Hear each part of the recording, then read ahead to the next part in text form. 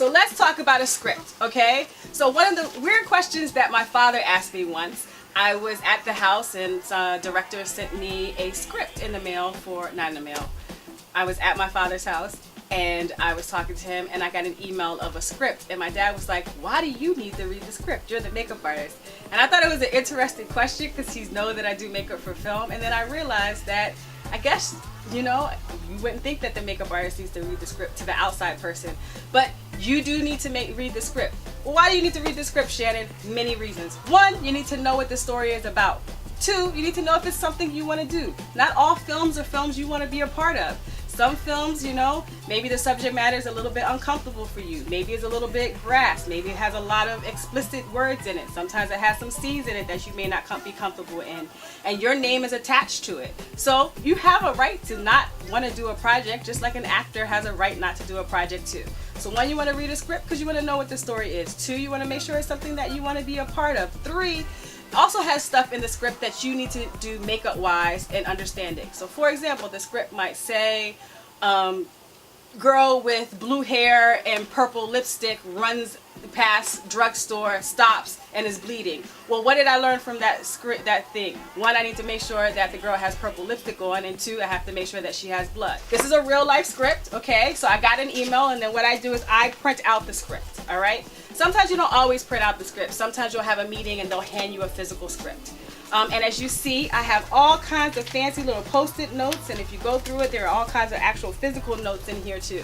And I'll explain to you why I do those as well. Alright, so this is a real script. The first thing you want to do is read the script from top to bottom the first time, and just read it to understand what the story is about. When I read it for the first time, what I normally do is put little notes in it that make sense. So like I just said, purple lipstick, blood. I'll put that in there, and I'll put a little note that says scene whatever that happening. I normally have a book with me, and then I also put a note in the actual script so I can refer back to it. It also has other things in it, and it has character breakdowns. Well, they're just explaining to you what that particular character's profession is and kind of what she looks like, and me as the makeup artist needs to describe, well, what does that look like? Well, I'm thinking of New Yorker, so she's probably going to be tight and put together. Upper class, her makeup is going to be polished. She's not going to wear that purple lipstick like the girl that was running past that was bleeding. She's not going to have a winged Amy Winehouse eyeliner. She's not going to have eyelashes to the guys like she's a showgirl. It's going to be polished and put together, right? And it says upper class. That's all from one description. I need to figure that out as the makeup as well. Look, you see how I got makeup from a description? It might say homeless youth. Well, homeless youth that's been living on the streets for a year. Well, normally a homeless youth that's living on the streets for a year, it doesn't give me any other example of that, so I want to say is he a little bit dirty, you know, is he cleaning from time to time? So his character is going to be a little bit different. So I have these two different characters, upper class woman, homeless youth, all right? So I need to make sure, so I'll put those notes in as well. So once I finish reading the script and I put my notes in, my rough notes in, what I normally do is read the script again. Okay, because the first time I'm reading it, get a sense of the story and go through my notes. And the second thing, I'm going to go and I'm going to read it and actually get deep in it and all the stuff that I didn't see. Okay, all right? So I'm like, oh, okay, this makes sense, this makes sense, this makes sense, and those things as well. So once I finish that script and I have my notes about it, what I do is I take my handy dandy script to my director and my producer. Okay, so that doesn't mean I physically take them there. We normally have a meeting that happens about it. Sometimes the meetings happen before the movies, or sometimes the meetings happen like the day of, the morning of, or those things as well. And why am I going to the director and the producer?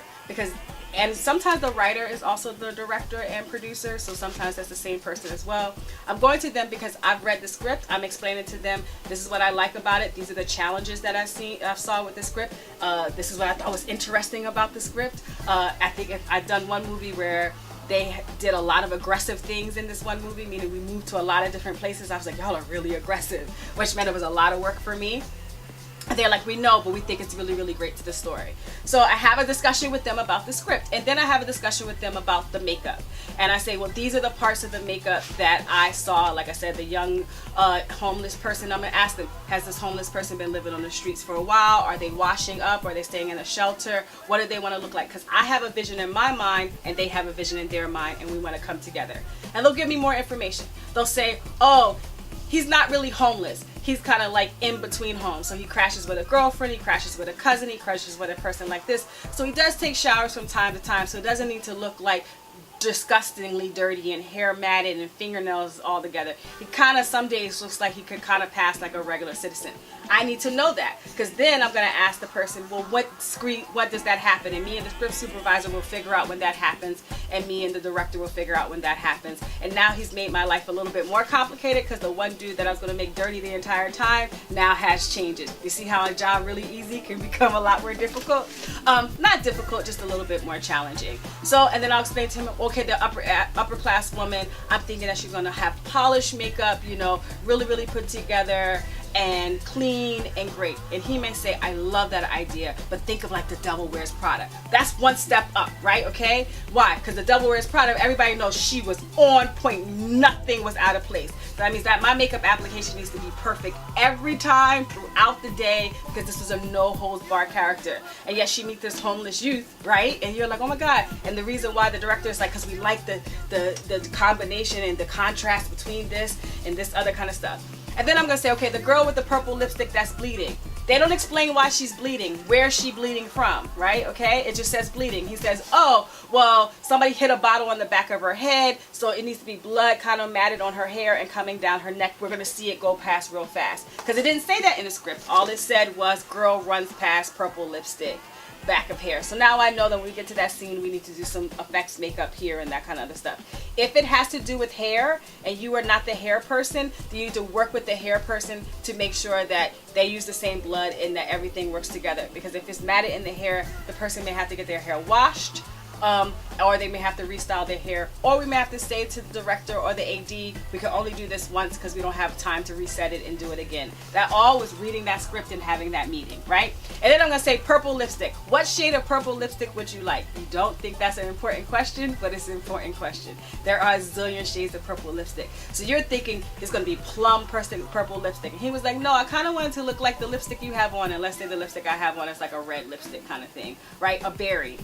A lot of times people don't understand lipstick, so therefore I'm going to pull out all these purple lipsticks. They really want like a berry red kind of lipstick. That's an important question. Or he might say, I want eggplant purple. And then you have to go out and buy or make eggplant purple lipstick. So that's super, super important. And then I want to say, well, what else about this character? Why does she wear this purple lipstick? And he might say, well, you know, that's really popular right now, so I want her to have like a lot of makeup on her face as well. And the main important thing you see are this purple lipstick, but I want her face to be really, really, really made up. All right, more made up than everybody else. Again, these are conversations you need to have. And then if there are any other notes in there that you put for yourself that makes sense or you want to ask in that meeting. For example, let's say that the homeless youth goes to a homeless shelter. You want to say, okay, when they're in the homeless shelter, what kind of people are going to be in there? Are going to be homeless youth? Are there going to be social workers? Are there going to be volunteers? Or is it just going to be him and this other girl that he's talking to that's in this that's in that particular scene? And what does the other girl look like? Because he just says, you know, Sue from the, you know, shelter. Well, we don't know what Sue from the shelter looks like. So then I need to create what Sue from the shelter looks like and what those background people look like. Because if you're going to have volunteers there, well, they're going to look healthy. And you're going to have social workers there, they're going to look healthy as well. If you're going to have kids that are on drugs, then you want to make sure that what level of drugs are they on, because they're not going to look as healthy as everybody else. So you want to pay attention to that as well. So reading the script is super, super important. You want to have a conversation with your director, writer, and producers as well, because everybody has a vision. And then once you do that and you have an idea from it, you're going to talk to your actor. Okay, all right, so you're going to do a makeup test, or if you can, or a camera test. And what a camera test is, you do the makeup and then they put it in front of the camera to make sure that it looks good in real life and looks good in front of the camera. And if you don't get a makeup test or a camera, that first day that you meet your actor, you're going to have a conversation with them. From reading that script and having those conversations with the director and the producer and yourself, you have a vision of what that actor is supposed to look like. You want to have a conversation with them because they're playing the character, right? Okay? And they have an idea in their mind of what they want the character to look like as well. So we've said that this upper class woman, and that's the actress that's in my chair, is supposed to be the Devil Wears Prada put together, really, really precise. And she says, the actress says, I like that idea, but can she wear red nail polish, right? Because I wanted to be a little bit daring. Well, you wouldn't think that somebody would have red nail polish that has their stuff together. That's a little bit scandalous, right? Okay? But it might work for the character. Makes her feel comfortable. Is it going to take away from it? It isn't going to take away from it. So here's the thing. Why did I say red nail polish? Because when you work in television and film, nails are a part of the makeup department. Yes, they are. Nails and toenails are a part of the makeup department. So you have to have a whole kit of nail polishes and nail stuff as well. So I will come up with a few nail polishes that make sense. We'll try a few of them out. We'll explain to the director that this is something that she's trying. They'll say yes or no. If we do 5 different nail colors, he or she has so many different options. They'll come up with one that makes more sense.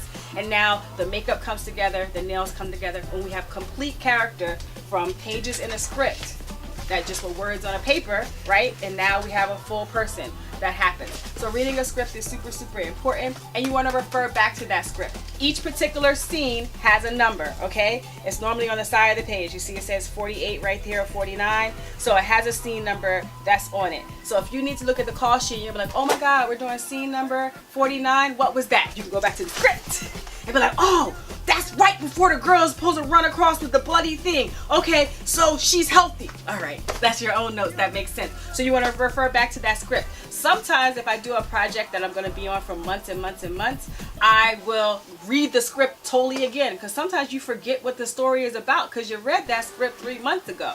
Also, scripts can change, all right? So even though this particular script isn't a rainbow script, and I'll explain to you what a rainbow script is. So scripts can change over time, and they'll send you new pages, or they'll hand you new pages. The new pages are normally different colors. And then by the end of your script, that's what it's called, a rainbow script, because you have all these rainbow colors. Every once in a while, I'll get an all-white script that says all-white script. That's been like 15 years ago. So, because they're always rewrites and rechanges, and you want to pay attention to that, because you might have prepped for something that was before, and they might have gotten rid of that, or they might have added something that was makeup related, and you didn't pay attention to it. And it's not always showing up on your call sheet. It'll just say the scene number, and you need to make sure that you have the scene. Sometimes they'll add scene numbers like an abbreviated number, so it'll be like 23 scene A through 23 scene B, and they just might add like one line in there, which is not really important makeup wise, but it's important for other people that are a part of it, so they need to know that information. They can change a script or give you new pages like hours before, or the morning of, or even in the scene that's happening, and so you have to work really, really fast. So having that script and going back to that script and paying attention to the script and knowing the script is super, super important. 1, you want to know what the story is about. 2, you want to see if it's something you want to be a part of. 3, you want to really to make sure that you can create it and you can, make these characters come to life. 4, you want to talk to the director and the producer and the writer to make sure that your vision and their vision is the same vision. And then you want to talk to that actor to make sure that now their vision and your vision is also their vision as well. And then you want to create it. You want to refer back to that script in case you have any questions. You want to read that script over and over again so that story is in your system and you know it. You want to read the new pages if they ask for new pages to that script. And I like to keep scripts. I don't know why. I probably should get rid of them. I always like to have my notes and those things in it as well. But at the end of the project, you're not obligated to keep a script. I just like to keep them for my own personal reference. Sometimes I think it's cool if you go into somebody's house and they have a whole bookshelf of scripts, instead of just books as well. There is a few actors that will even take a script and get them bound to make them look like books, and then you open it up and it's a script. One day that probably will be my life. But the important of that is that's how important scripts are. They are a book, all right, that are hundreds of pages and broken down into a style that makes sense, and you want to bring your own life and your own character to somebody else's story as well. So scripts are super important and crucial to this industry.